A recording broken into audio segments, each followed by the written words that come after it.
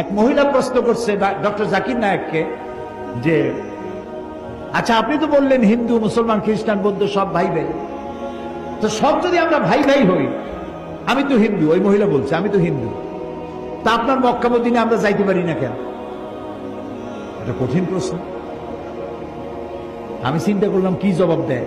আমার কাছেও জবাব আছে, কিন্তু উনি কি বলেন সেটা শোনাবো। উনি জবাব দিলেন, বোন আপনার বাড়ি কই? কই তো ইন্ডিয়ায়। জন্মস্থান কোথায়? এখানে। আমার জন্মস্থান এখানে। আচ্ছা বোন আপনি কি জানেন যে ইন্ডিয়ায় এমন এমন এমন জায়গা আছে যেখানে এখানে জন্মগ্রহণ করার পরেও সে জায়গায় আপনি আর আমি যাইতে পারি না, এরকম জায়গার নাম জানেন? কোন এরকম জায়গা থাকবে কেন? আমি ইন্ডিয়ায় জন্মগ্রহণ করছি, সব জায়গায় যাইতে পারি। উনি বললেন মোটেই না, এখানে এমন এমন জায়গা আছে যেখানে আপনি আমি প্রবেশ করতে পারবো না, তার নাম ক্যান্টনমেন্ট। ক্যান্টনমেন্টে আপনিও ঢুকতে পারবেন না, আমিও ঢুকতে পারবো না।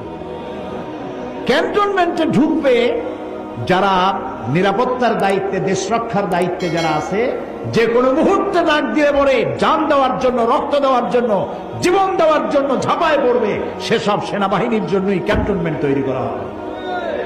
ওখানে আপনি আর আমি যাইতে পারবো না। ইসলামের একটা ক্যান্টনমেন্ট আছে, সেটার নাম মক্কা আর মদিনা।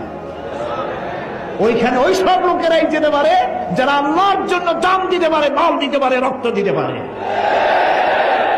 প্রিয় বোন, আপনিও যেতে পারবেন। আপনার পাসপোর্টে একটা ভিসা লাগান, ভিসার নাম লা ইলাহা ইল্লাল্লাহু মুহাম্মাদুর রাসূলুল্লাহ। কালকে আপনি মক্কা মদিনা চলে যান। কি সুন্দর জবাব! আমার খালি দোয়াই আসলো যে আল্লাহ তাআলা কি ব্রেন তুমি তাকে দিয়েছো, সুবহানাল্লাহ।